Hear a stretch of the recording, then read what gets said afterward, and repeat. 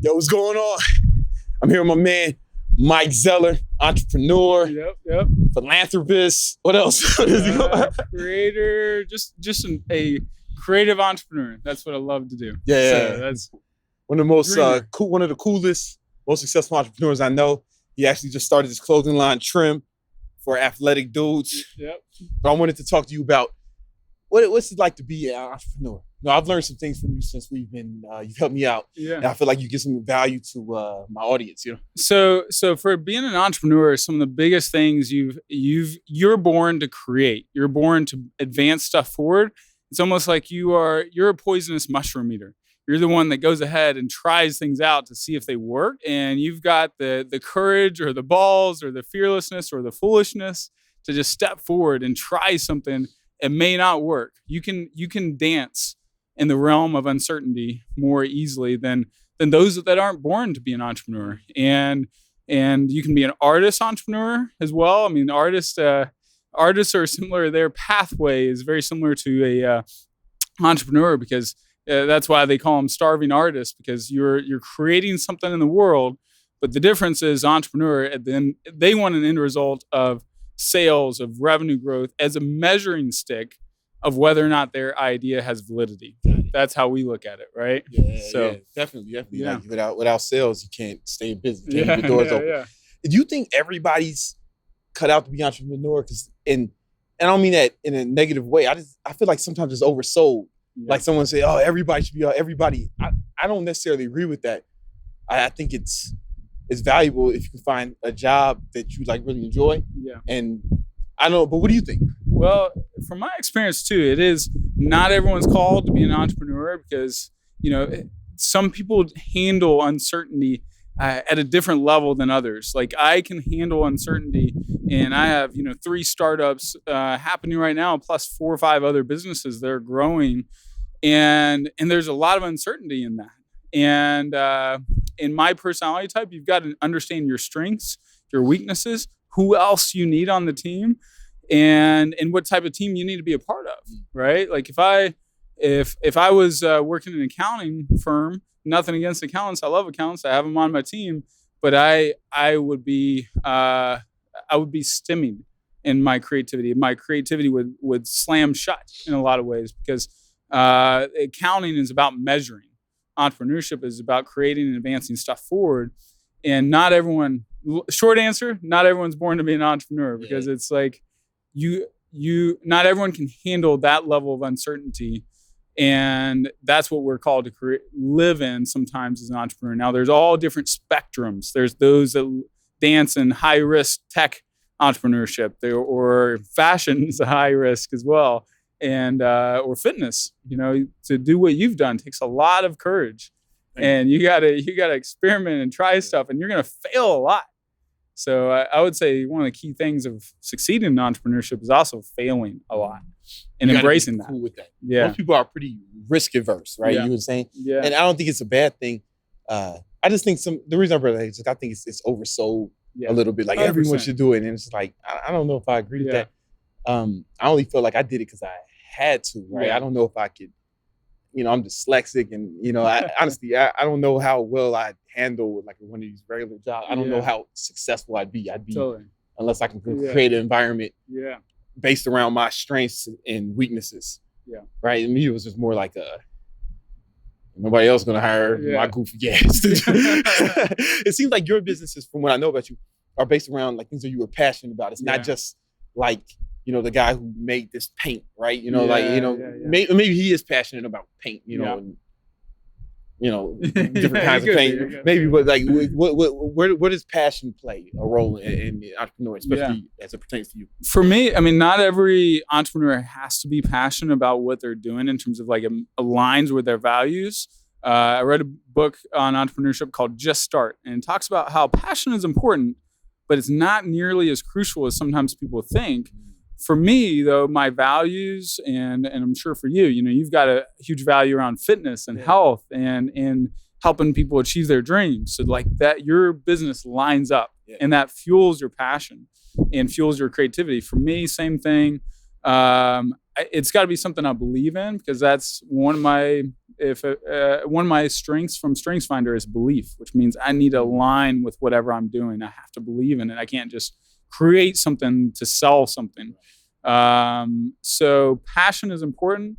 It's not absolutely necessary to be your most passionate thing in the world. Sometimes that can actually cloud from the research I've seen. Yeah, because you're too passionate about it. Yeah, they don't get it. They don't get it. Like, like me and you may see somebody, they put out their something they're passionate about, and the market doesn't respond. So we just be like, the market doesn't respond. But if you're too passionate, you're like, oh, they just don't get it. They don't understand. I'm ahead of my time. I'm a genius. And everyone's, my first passion was music. Yeah, honestly, but it did come to a point where I kind of feel like we're most likely to succeed at the level I want to succeed. And when I figured that it was music, that it was fitness, I just kind of went full in. And music is a hobby, and I still get more joy out of it.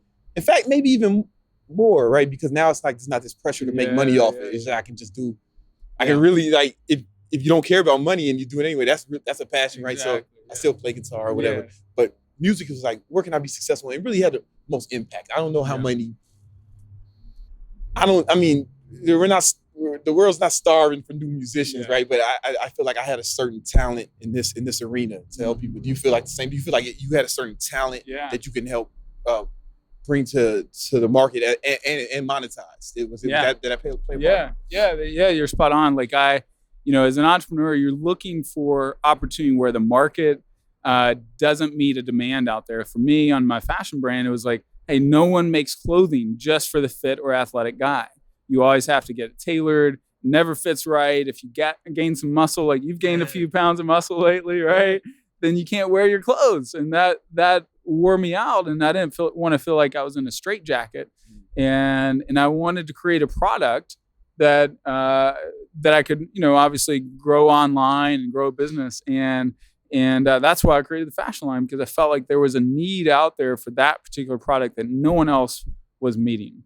So that's, you look for opportunity where someone else isn't meeting it. Yeah, it's difficult. Like, honestly, for like being a fitter, a guy who's in better shape or a different shape, like more athletic build. I don't even say better, like just a more athletic build. To find stuff that really fits right. It's like we went earlier to the place, and I have to buy expensive stuff now because the regular stuff just fits. I guess it fits for guys with a more regular build. But your stuff, I put it on. As soon as I put it on, it's like, this is right, and it stretches and it. And so, do you find that just because you found that need, though, right? That doesn't mean the market would respond to it, right? Yeah. How do you test these ideas for validity? That you have. Yeah. So for me, for my clothing line and for other, business ideas, obviously you want to get it to the market as quick as possible. Test your idea, even if it's not fully finished. For mine, 6 months before I launched on Kickstarter, I'm asking guys, I'm talking to other fit dudes that I know, and almost every one of them is like, dude, I hate going to the tailor. Me personally, I would drop a shirt off, and a year later, I'd remember to go pick it up because I'm too busy, to pick it up. And it still wouldn't fit right, especially if it had stripes. It would look weird because I have stripes going sideways almost. And, but I did like Kickstarter. Kickstarters are, if you have products, launching on Kickstarter is a great arena to start out and test your product. Even spending $100 on a Facebook ad to test out your idea and testing out. 5 years ago, people would test products on eBay. Now you can test on using Facebook ads. You can create a practice website in an hour or two and then run ads to it to see if people actually opt in. So there's a lot of different ways, and it's easier and more cost effective than ever to try out an idea. How do you deal with the failure? Like, if let's say you test an idea that you're really passionate about, or that you really want to bring to market, but the market says, nah, man, what is you thinking about? Right. So they're not feeling it. Like, how do you deal with that? How do you respond? Yeah. So failure, I would say everything in life, whether it's dating, whether it's sports, whether it's fitness, whether it's business, it's like fail forward faster. And that's my mentality, is every time I fail or every time something goes wrong or I don't get the result I want, I'm asking myself, what could I learn from this? How could I grow? And then another gift. When I was in high school, I saw a Michael Jordan poster, and he was my favorite basketball player. Heck, I have 3 pairs of Jordans now, and it said, "You miss every shot you don't take." And I was like 17 years old, walking through the mall, and I saw that poster, and I was like, dude. And I initially applied it to dating, and I was like, I'm gonna try out. I'm just gonna ask girls out. I'd go up to girls at the mall, at the restaurant, wherever I was at, just ask for their number, and I would fail sometimes, but it was a way to grow in courage and face my fear every day. And Tony Robbins and some other guys have helped me face my fears now. Even you helped me, Like I look at your stuff, I'm like, dude, that guy's going for it. I love it. So just going for it, face your fear, fail forward faster. Have you heard the IBM story, the Thomas Watson story? No. So in the late 1960s, this executive at IBM, he made $1 million mistake. He was in the 60s, right? So he went to his boss and said, hey, I made $1 million mistake. I cost the company $1 million with this bad decision. And he said, I know you're going to fire me, so I'm just going to resign. Thomas Watson says, I think his name was Jim or something. Jim, I just paid $1 million for your education. You're not resigning. What the heck? And then gave him coaching and wisdom to learn from his mistake. So, Right. That was exactly what I was going to ask you. Do you feel like you learn more from the mistakes and the failures than from the successes? Because that's what I feel. But I wanted your perspective. Yeah. Heck yeah. It's like, man, when we make mistakes, it's like life, God, the universe, whatever is offering you a gift and saying, hey, learn from this. Don't waste it. And if you don't learn from it, then chances are it's going to repeat. It's going to come right back around until you get the lesson. And so the sooner you embrace what you can learn from your mistakes, and there's usually more gifting in the mistakes. Another parable I read in this book said a mountain climber gets to the top of the mountain and he looks down. He's at the peak of the mountain. He just climbed this 15,000 foot mountain. And it's barren and it's beautiful, and he can see out over valley after valley, and it's cold and windy, but it's just rock at the top. But then he looks down in the valley, and there's all this growth in the valley. The further down in the valley he goes. So you think in the valleys of life, when we go through the valleys of life, whether it's a micro valley for that day, have that moment that something goes wrong and shakes us up a little bit, and then we bounce back. What can we learn from that? That's where the growth is. Yeah, the valleys. You're saying the valleys is in the growth, in the peaks. I mean, the valley. The growth is in the valley. I got you twisted up. My bad. Yeah, I just grew a little bit just now, man, with that mistake. We were talking earlier about education. How's not just like school, but educating yourself with courses and going to conferences and masterminds. Can you explain to the people how valuable that is for you? Because for me, it's been incredible. But can you explain? Yeah, for me, like I had my first seminar I went to when I was like 19 or 20. It was actually a Brian Tracy seminar. You heard it? Yeah. So back when I was 19 or 20, he was teaching this one-day sales workshop, and he said, and I've remembered it ever since. He said, if you read a book a month in your chosen field, you'll become an expert in that field in 3 years. So that's only 36 books. That's not a big deal. An average American reads like one book every 2 years or something. Step up, America. That's right. I can read or something like that. So, I don't know where that came from. I'm from Tennessee, y'all. But we America. That's right. Real America. Sorry. All right. So anyway, so learning, growing, and embracing it, learning to love it, and there's speed reading books. If you're slow at reading, I used to be kind of slow at reading and took some speed reading books, changed. I took a course, Irish speed reading. Oh, cool. Yeah. I got my speed read up to like 600. It's probably lower than that now. Yeah. But because you got to practice, right? Yeah. But that's cool. Yeah, I just read Breakthrough Rapid Reading and it shifted my life on that. But then like last 3 years, I've like invested heavily into my going to conferences, spending almost every dollar that I made into like learning, getting myself around smarter people than me. And as a result, like basically my net worth has gone up by more than double. My income has gone up by more than double. And it's like I'm on that pathway again and again. And it's like the opportunities that I get. Yeah. And also my confidence, like I feel more fulfilled reaching my potential, more of my potential. Right. You know, even I'm a little bit higher. I've still got a lot to go, but it's more fulfilling and more fun. Like one of our core human needs is to grow. And oftentimes we neglect that. Do you feel like it's more, what do you think is more valuable, or is there a difference in books, going to events or courses, or is it all like you need all three or more? You know? I do all three. And because when you go to an event, it's like immersion. Right. If you want to learn a foreign language, you don't just, hey, I'm going to learn for an hour here, an hour there, or 20 minutes here.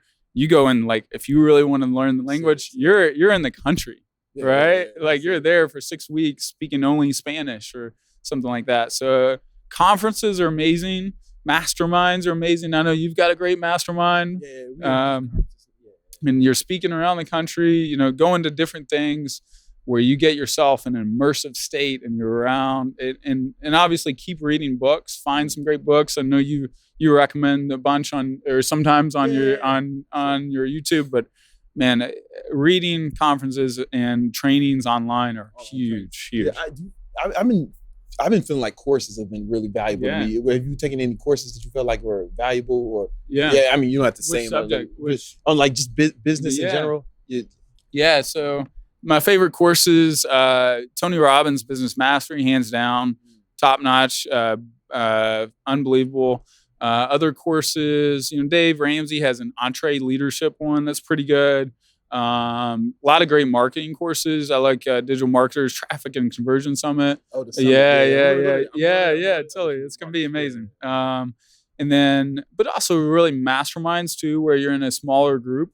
Whether it's an online mastermind or in person, those have fueled a ton of my growth. And then you're like getting close with like 15, 20, 30 other people, or however many, 50 or 60, in a more intimate relationship. And those are amazing. Did you pay for coaching? Yeah.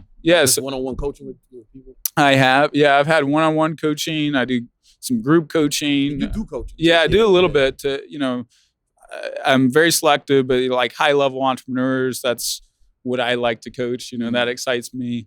But yeah, getting coaching. I mean, heck, you played sports, right? I played sports back in the day. Man, a great coach can take you from here to there. You know, Phil Jackson's one of my favorites, and you know what?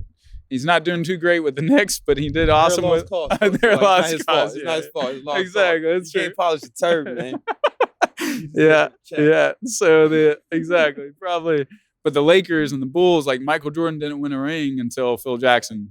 Kobe didn't win a ring until Phil Jackson was there. You think about that, like Kobe, and Shaq, two of the best athletes ever. They couldn't win without coaching, the right coach. Exactly. Scottie Pippen, Michael Jordan couldn't win without, you know, like It's the best teams, like teams. You had the best coaches. Think of like the Spurs, you know, or like the Patriots. You know, like man. It comes from the coaching. So I invest heavily in coaching. You know, and that's one of the reasons I like do these interviews. Is just like I always feel like I'm asking you questions. It's for them, but it's for me too. You know, like that's cool. Smart man. Can you tell me more about the new line? Because the new I'm feeling the clothes. I like that it fits me, and I wore some. I've been wearing them at my speeches. Totally. Trying to have a more grown up look. So for my menswear line, our vision is basically to create a high fashion line that's fitted exclusively for the athletic or fit dude. So it's kind of your outerwear. Like, hey, it's not your gym wear. There's plenty of companies that do a great job with that. We're like, hey, after workout, you're going on a date. You got a speech. You got to wear business attire. So right now we've got awesome like t-shirts. They're Supima Modal cotton, so it's the softest cotton made, and it's all made here in the U.S. and we manufacture in the U.S. as well. And then so those are amazing, super soft. And then our faux cashmere hoodies and pullovers. Dude, those are killer. You're gonna love those. And then the denim line that's coming out, that won't be out for a few more weeks, but that's the way it stretches, man. Yeah. I would have broke this. Yeah. You know, like right now, that would have been snaps. Yeah. Like my if jacket it wasn't, I showed yeah, you. yeah. But it's like free, you know? Totally. Yeah. And so the goal, I mean, think about and think about is for your fashion guys, whether it's my brand or another brand, but think about how fashion affects you. Like the goal for us as men, we want to, the gift that we bring into the world is we can offer our strength to our mission, to our work, to our woman. And if what we're wearing doesn't give us greater confidence, same thing what we drive or whatever it is, but you want to wear stuff, whether it's your shoes, your shirts, your jackets, stuff that inspires greater confidence so that you bring most of you, or if not more of you bring your best to the world. That's what it's about, is bringing your best. And that's what we are. Yeah, it definitely affects you. Like almost like when I give a speech and, sometimes it's, a few hundred people and that can be, everyone gets a little jerk. But if I feel a little better, man, I'm telling you, if I'm dressed nice and I'm like, all right, I don't know, I feel a little different and it puts me in a different state. Yeah. And I feel like I perform a little better. Yeah. No doubt. So I don't know. Where can they find out more? Yeah. So by the way, guys, if you want, weartrim.com is our website, or trimmenswear.com. But wear trim as in wear, I'm going to wear it out. Weartrim.com. And then we've got a little discount code. Gives you 20% off. BC20 is the code. And so hit that up. Give you a little discount. 5-year guarantee as well. So if you're not happy, you've got a great money back guarantee. 5 years. Yeah, 5 year. Why not? So yeah, that's great. That's 5 years. So, but pleasure having me on the show, dude. I love being on it. Yes, likewise. You're just a guy who I've learned a lot from, and I have a lot of respect for. Likewise. And I like the new gear, so it's awesome. Awesome, dude. Appreciate it, brother. No problem. Yep. You ready to make 2017 the best year of your life? Good. But here's the problem. According to Forbes magazine, 92% of people do not accomplish the goals that they set at the beginning of the year. I don't want that to be you. I would like to share with you a goal setting system I used this year to grow my business from 0 employees to 8. We launched 8 new products this year, made a shitload of money, made connections with some high-level people that have helped me accomplish my goals. I want to teach the tactics I use to you in a new coaching program that I call the Warrior Champion Baller Pimp Virtual Mentorship Bootcamp. This is a 12-week program. It's going to start the first week of January. It's going to set you up for success throughout the year and every other year after that. I'm going to teach you tactics you can use to accomplish all your goals this year. I want to teach you how to become more confident. I'm going to teach you how to network. I'm going to teach you how to ball hard, how to become more successful and better with the ladies. Not only that, I'm also going to include 2 free bonuses, my new pickup program, the 6 system. The 6 system is different than most pickup programs because most pickup programs try to teach you to get 9s and 10s, models, hottest chicks on earth. We're not going to start there. It's going to take a lot of guys years to get their game to the level where they can get those girls. I can teach you how to get a 6 tonight. All right? And once you've mastered that, it'll be easier to progress to the 9s, 10s, models, and supermodels that you're drooling over. It's like going to the gym. You go to the gym for the first time, you can't say, hey, what the fuck is this? A bench press? All right, put 8 plates on each side, let me bench it. Nah, man, you gotta work your way up to that. That's what the 6 system is meant to accomplish. Help you work your way up to the hottest girls on earth, starting with the average girls. Teach you to get an average girl tonight, bro.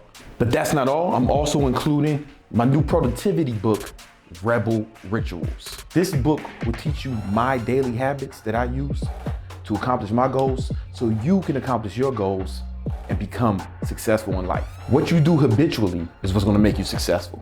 You can't do things every once in a while, here and there, and expect to become successful. It's your habits that make you successful. Rebel Rituals will teach you the successful habits you need to become the badass motherfucker you're meant to be. If you'd like more information about the Warrior Champion Baller Pimp Virtual Mentorship Bootcamp, click the link below or go to warriorchampionballerpimp.com. See you at the top.